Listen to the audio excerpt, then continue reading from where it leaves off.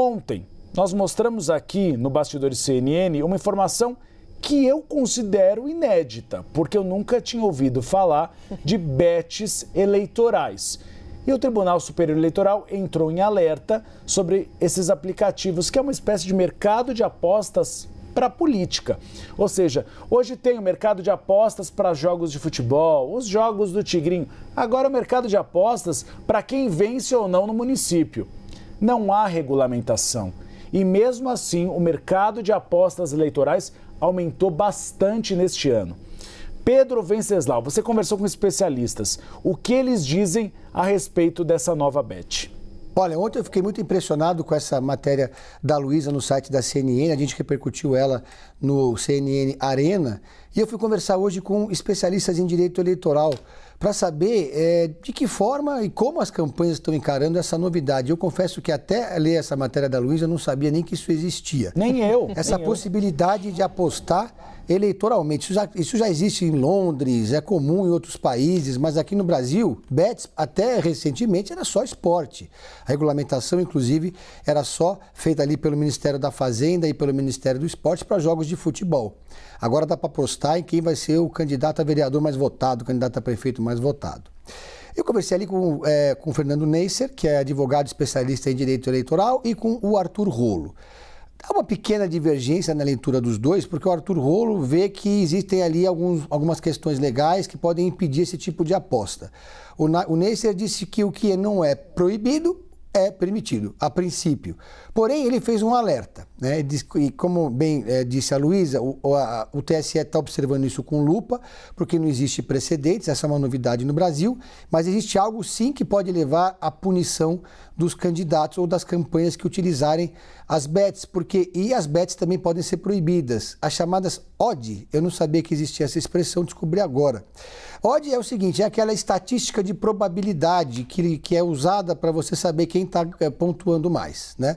Então, por exemplo, se o Gustavo Uribe for candidato a prefeito de Diadema, certamente vai todo mundo apostar no Gustavo Uribe. Então vai ficar 10-1 para o Gustavo Uribe. O adversário dele, coitado, vai ficar lá atrás nessa disputa.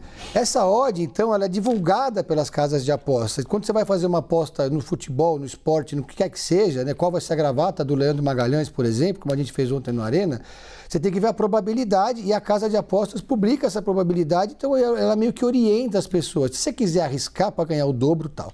Só que isso pode ser aplicado pelas campanhas como uma forma de dizer, olha, o meu candidato está muito bem colocado.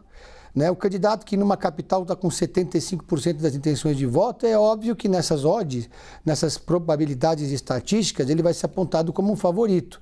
Aí a campanha pode pegar isso e colocar no horário eleitoral, fazer um panfleto, colocar nas redes sociais.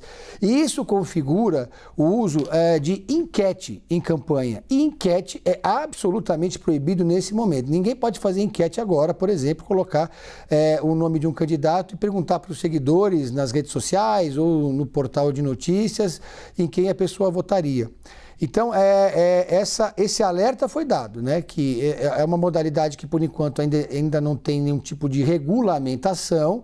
As casas de apostas já estão oferecendo esse serviço, algumas em várias capitais, outras só em São Paulo, mas o uso eleitoral dela pode causar, sim, algum tipo de punição com base nesse ponto que eu coloquei aí.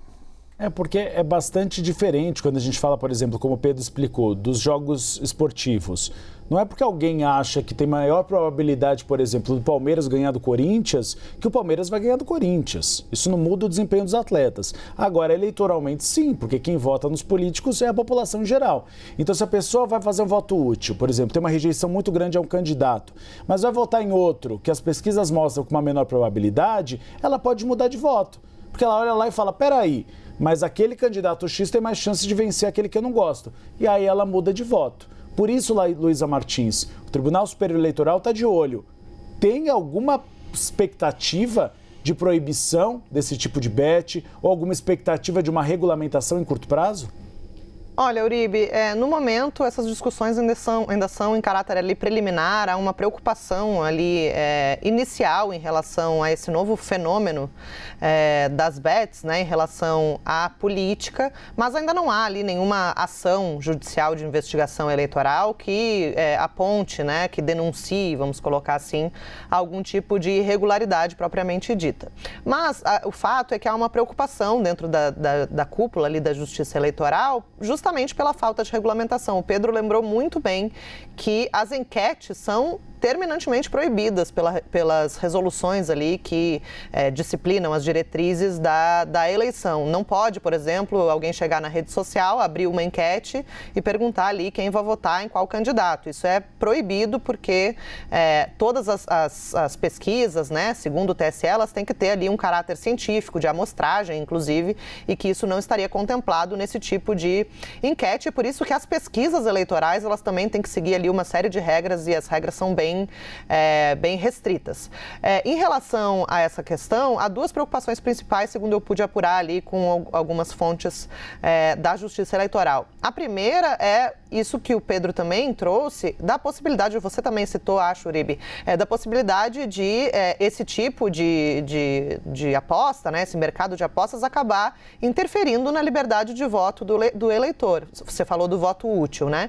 Claro, se um eleitor está ali indeciso e vai analisar quem está mais bem cotado em um mercado de apostas, talvez essa situação, né, acabe interferindo na posição dele, mesmo que talvez ele tenha pensado em votar em outro candidato. Então, essa é uma preocupação em relação à própria liberdade de voto do eleitor. A segunda é em que medida o aporte de recursos nessas apostas pode acabar configurando algum tipo de abuso de poder econômico dos meios de comunicação, enfim. Então, isso ainda não tem uma ação em que isso esteja em julgamento, mas há uma preocupação porque, diferentemente dos casos, por exemplo, de inteligência artificial, que o tribunal conseguiu olhar antes e fazer uma resolução para impedir ali, por exemplo, o uso de deepfakes e outras ferramentas, esse foi um fenômeno que o tribunal não conseguiu antever. E a gente vê que já está plenamente disseminado, pelo que eu pude pesquisar, em pelo menos 11 capitais é possível apostar e ganhar algum retorno com as apostas políticas. São muitas novidades, às vezes a tecnologia avança tanto que o sistema judiciário não consegue acompanhar. Por isso que é preciso que haja algum tipo de resolução rápida, nem que seja para tentar brecar um pouco as bets. E só um arremate, as questões políticas nas bets nem dizem respeito apenas à eleição. Esse é o ponto mais crítico, né? Mas tem, por exemplo, quem esteja apostando se o X vai ou não ser desbloqueado no país. Está nesse nível. Ou seja, tem aposta para tudo, para as pessoas rasgarem dinheiro. Obrigado pela análise.